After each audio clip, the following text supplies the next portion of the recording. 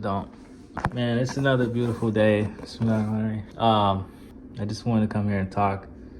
Today's my birthday. I just turned 26, so I'm officially on status now, as they say. Look at the view out here. So, as you know, it's my birthday, so I've been thinking about my life. Yeah, so every year around my birthday, I always like to sit and think to myself about my goals, my plans, and my future. And I've talked to a lot of people today about what I want to do and who I want to be and the kind of life I'm aspiring to live. And every time I have that conversation, I think about what I want versus what I should have, or what I want to do versus what I should do, how I'm living currently versus how I should be living currently.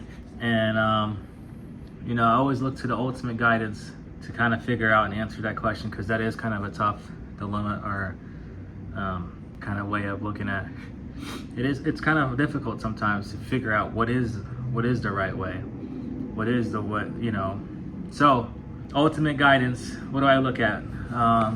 Bam, there you go. And the first chapters in Surah Baqarah, Allah talks about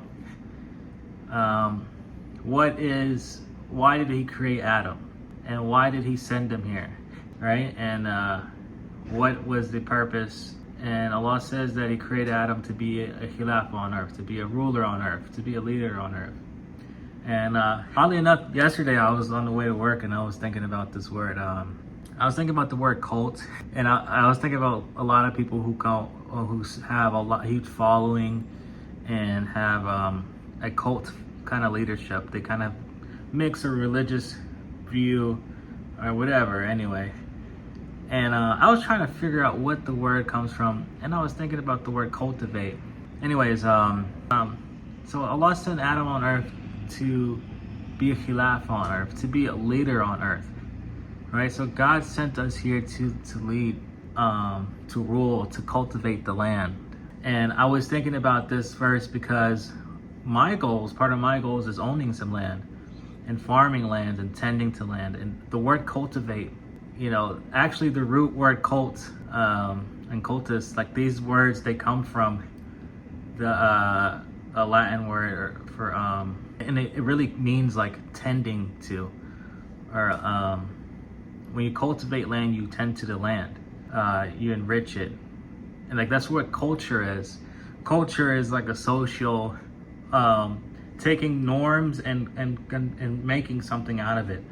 You form a culture. You take beliefs and dance and music and ideas, and you form it into a culture.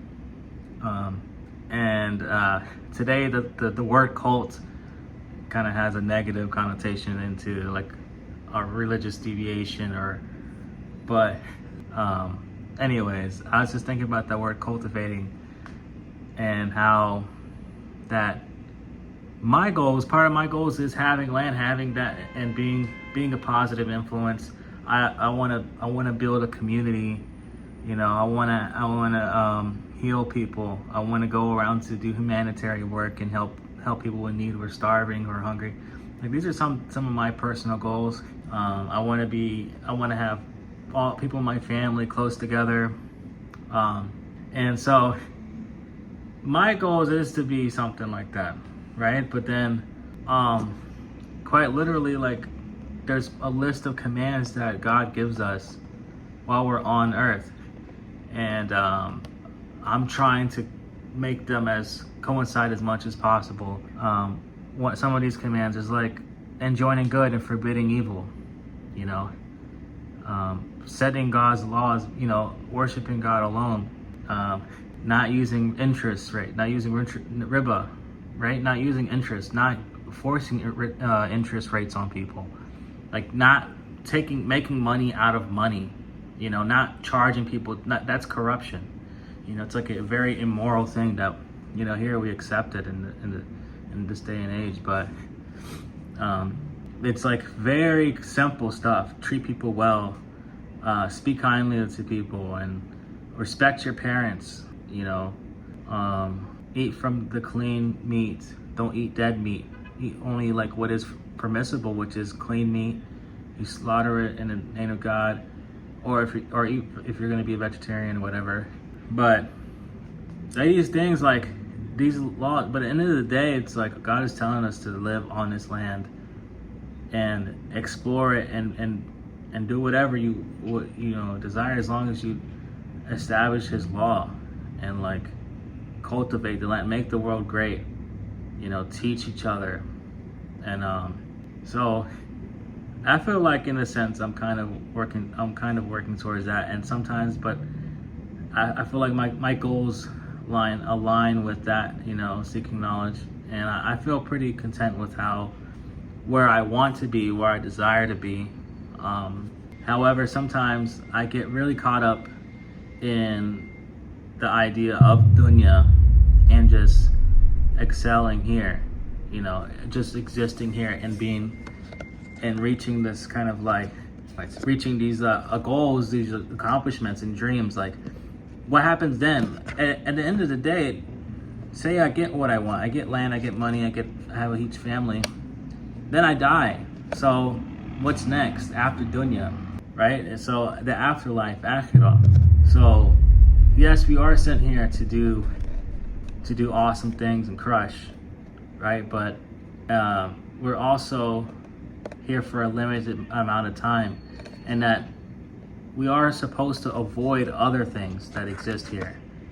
There is more to life than good, because bad also exists, right? And so and sometimes the negative things are hard to avoid. So, and that's where the test lies. That's where the test lies. And I'll put an eye here.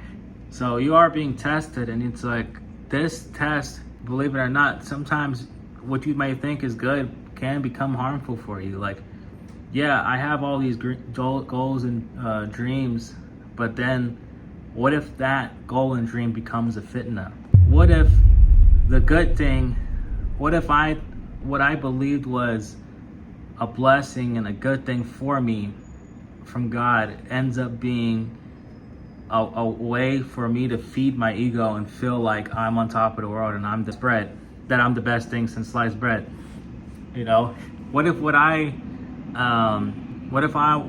thought was a blessing from God, whatever I thought was, this is my family and land and property, what if this becomes a fitna? What if it becomes a distraction and a way for me to feel like I'm better than other people because of how much wealth I've attained, or how much skill and accolades I have and experience I have. So part of this reflection should be for me is to remember my goal long-term in this life, that my goal long-term in this life is short-term in reality. Is long-term in this life, but short-term in reality. Because I may attain that goal, but then what goes with these goals is the mindset I must keep. The mindset of being cognizant of the afterlife and how my intentions have to still be pure, and how I treat other people and how I view myself still has to be humble, and I still have to walk with humility at the end of the day. And I think that's a good reminder for myself, and that's something I'm trying to keep maintain in my life. And I hope that people see that, and I hope that people come to that realization, because it is a difficult thing or it may be difficult for some people, but to be doing so well and remember that you're not that great, you're not gonna live forever, and that you should still walk with your head down sometimes, but life will humble you, and that's the thing. The reason why I haven't become an egotistical, prideful person is because I have so many flaws. I have I have health issues. I don't have the best gut health. My belly sticks out sometimes. I have like a shortness of breath sometimes, and I get insecure about my skin. I get insecure about my videos, the way I talk to people, the way I come off, the art I may have made. my ability to do things is not as good as it could be. My ability to work, at my job and function, it's not as peak. So I have, and relationships with people, family, like I've had plenty of times where things didn't work out the way I thought it could, or, just basically life humbling me over and over again. And I never will I ever look at my life and be like, man, I wish things were different. I'm like, now I look at my life and I'm glad that this happened, because if everything went so perfectly, if I didn't have these humbling times, maybe I wouldn't have learned these lessons. Maybe I would have been a spoiled brat. Like, I'm glad that God has given me trials over and over again and setbacks, because in reality, it wasn't really a setback. It's more so that God was showing me, no, I'm not ready for what I really want. You're not ready for it. You need to learn to be patient and humble. You need to learn to go through these tough times before you can get that.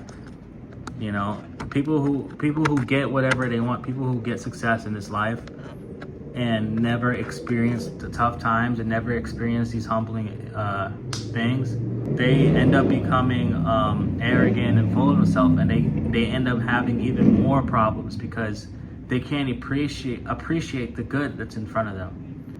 They end up having to find validation in things that don't matter. They end up having to chase a dopamine.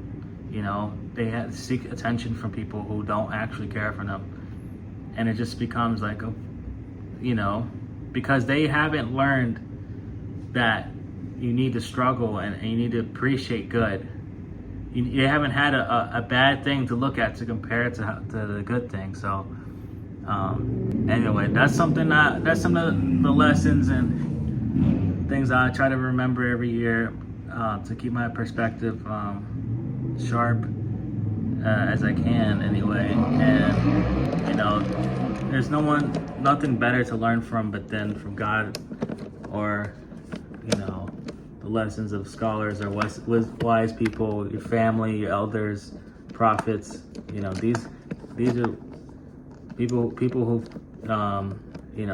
there's guidance from before you. And that's what God says, there's guidance. These stories that you hear about Moses and Abraham and all them, is like, he says it himself that these are lessons for those who reflect. These are lessons for those to reflect on, so that you may learn, so you can grow. These are not just stories. These are relevant stories. These are relevant lessons, relevant lives, because in the end of the day, we all repeat the same thing. We're all human, so we have similar tendencies. And learning that your mindset and your intention matters so much in your goals. You can't achieve a goal without having a pure intention. Otherwise, it just becomes a meaningless thing. You can't care about having a good dunya without being mindful of akhirah. You can't care about having a good life in this world without thinking about your life in the next. So that's my thoughts for my 26th birthday. Let me know what you think.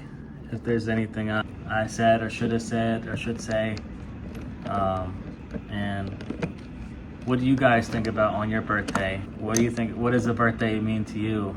Those are just my reflections. Let me know what you think in the comments. Peace.